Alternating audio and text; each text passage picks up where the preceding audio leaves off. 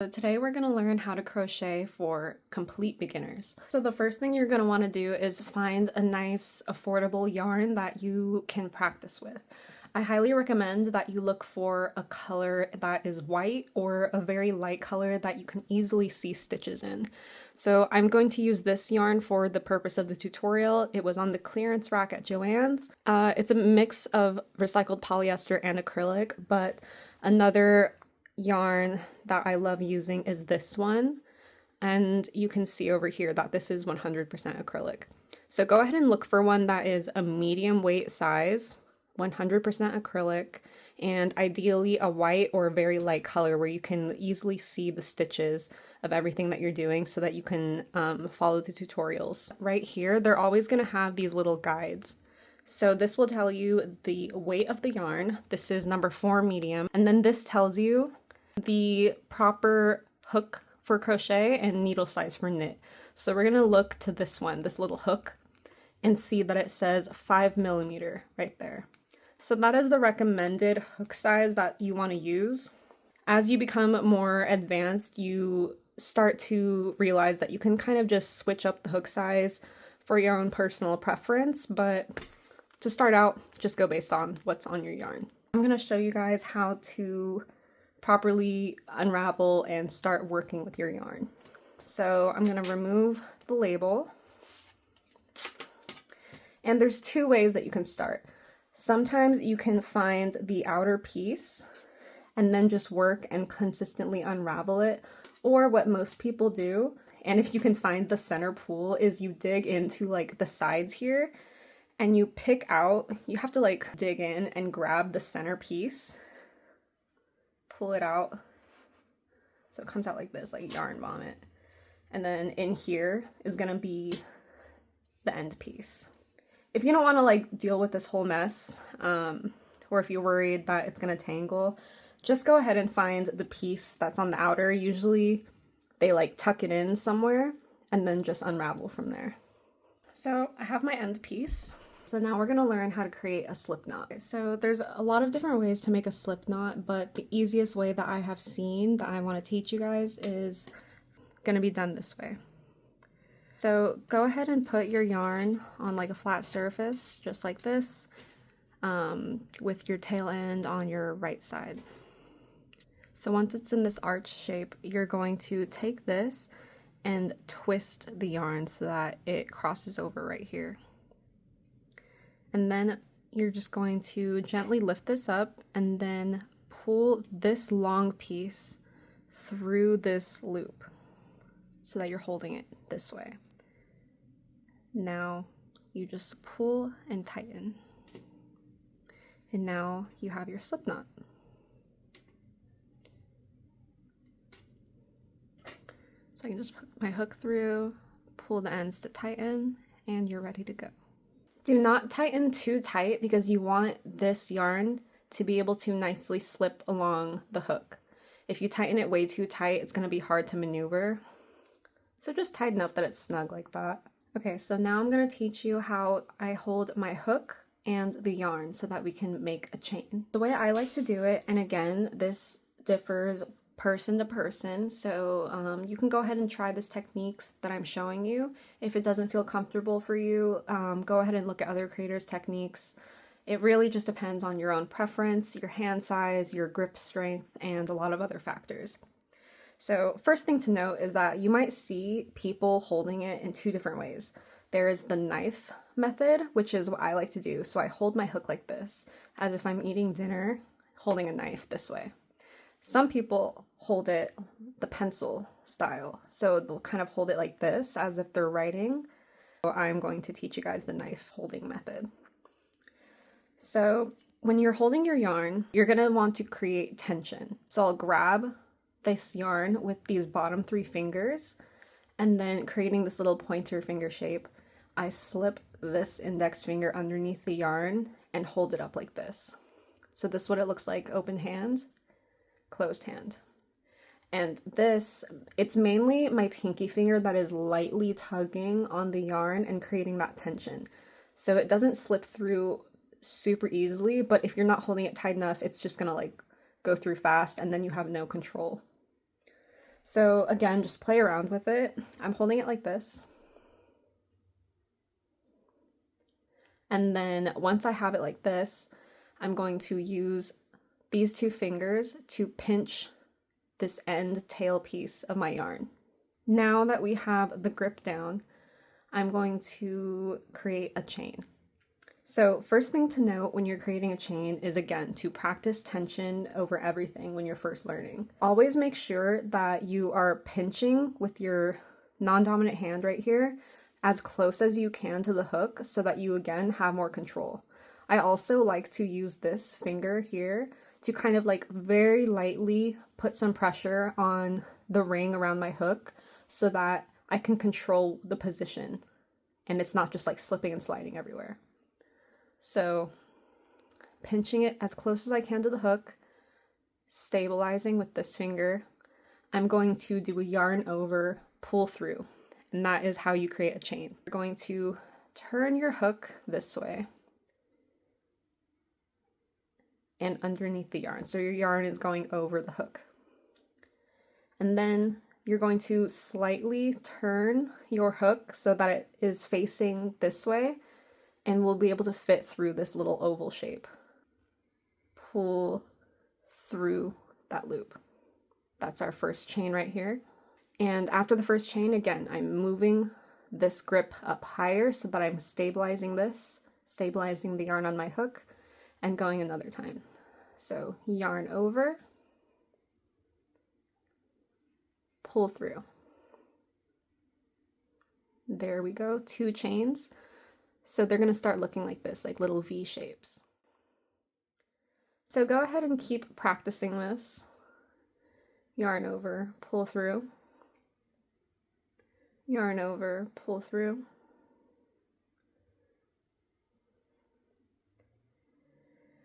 And what you're gonna look for is making sure that you are learning how to hold the tension, the hook, the yarn, and everything so that your chains start to look uniform. You don't want them to be like some big, some small. Just be patient with yourself and try to practice the technique over everything, because in these very first few days that you are learning, you start to establish some like habits and muscle memory that is very hard to unlearn later on. So just try to make sure that you get a good groundwork going. Okay, so I've created 10 chains here, and this is going to be our foundation chain. Now we're going to learn how to make a single crochet. So when you are going back through your foundation chain to create single crochets, usually what you do is you're going to chain one extra one, and then what we're going to do is, this is the chain that I just created. I'm going to skip this one and then go into this next one from my hook. 1, 2. So I'm going to go through. I have that loop on my hook and I have this. So this is what it should look like at this point. Again, we're going to do yarn over, pull through. So yarn over, pull through that first gap, and then you're going to yarn over one more time. Yarn over, and then pull through the last 2. Pull through. So this is your first single crochet. Now we're going to keep going down the chains for all 10 chains. So I just created this one. The next chain is going to be this one right here. So I'm going to put my hook through that loop, 2 loops on the hook, yarn over, pull through the first one, yarn over again, pull through the last 2. So go ahead and keep repeating that. Again, I just went into this chain, go on to the next one right here, the next V. Right here.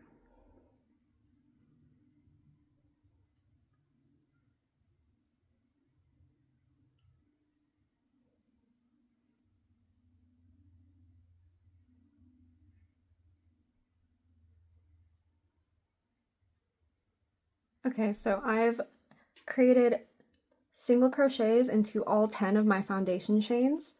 You can go ahead and count to make sure that your count is correct.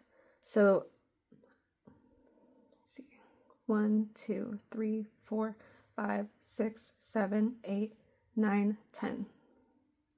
So all 10 are right here, and this is what your single crochet will look like.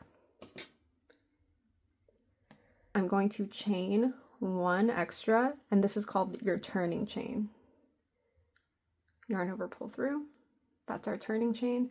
And then what you're going to do is turn your work. So that looks like you going this way so that your work faces you as it's turning this around. And now the piece that you just created is in your non-dominant direction. So I'm going to, instead of holding the tail ends like we were making the chains, now what I hold on to is the piece that I finished. So this is my new grip. Only thing that's changed is what I'm holding. So right here. And same thing, I'm trying to hold as closest as I can to my hook. And to create the second row, again, skip that turning chain and go into this very first single crochet from the hook. So this is what the V is. You're gonna put your hook through both of these loops underneath so that the V is right here. 1, 2, 3 loops on your hook. Yarn over and pull through that V. Yarn over, pull through the last 2 loops. There's your single crochet. Again, the second stitch right here.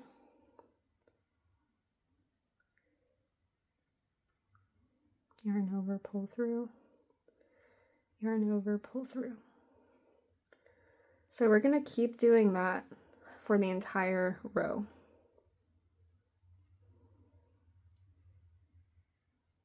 And the last one is going to be right here. So just make sure to count and ensure that you are getting the same number of stitches per row. So slowly you can start to learn how to identify the stitches and make sure that your pieces are even and look clean. So there we go. Now I've made my second row of single crochets. So go ahead and continue building upon your rows. Okay, so for the sake of this tutorial and all the consecutive tutorials in this beginner playlist, I'm going to be demonstrating how to do the different stitches so that you can start to see the difference in the different stitch techniques that there are. So this is what a single crochet 4 rows of 10 stitches looks like. Now we're going to learn how to fasten off and weave in the ends, and that is how you will finish your work. So I made my last single crochet as usual, and what I'm going to do is take my pair of scissors and cut a considerable amount of yarn, I'd say like right here, and put your hook back in and just pull through. So it looks like this. And then with your darning needle, you're going to put the end piece through the darning needle. And to secure that end piece right here, because if I don't secure it, it kind of like comes undone like this. So I'm going to tighten it. I'm going to give myself like some room. So like that, put my hook through, and don't pull all the way. Leave like a little loop like this. So I'm pulling through, leaving a little loop, and then I'm going to go through that loop again to tie it. So it looks like this. Pull and tighten, and now it is a tightened end piece, like that. And now we weave in our ends. So I've seen people weave in their ends differently depending on the work that they do, but the way I like to do it is I like to switch in different directions so that it's not easy to just pull the yarn out, because what you don't want, essentially weaving in the ends, is hiding these 2 tail pieces sticking out of your finished work. as like people wear it or use it, it doesn't start to like unravel and slip out. So I already tied it, and what we're gonna do is kind of just loop my needle in and out right here for a few of these stitches. Pull through.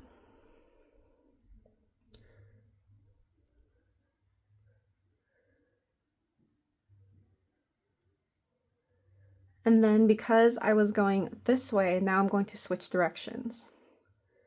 So I'm going to go through here,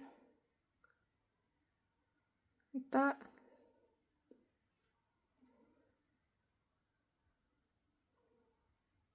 Kind of adjusting my work each time.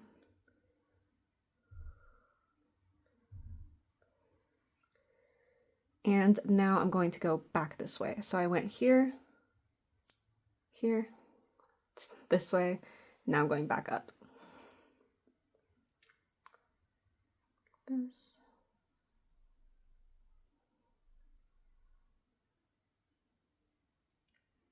So I'm kind of just hiding it.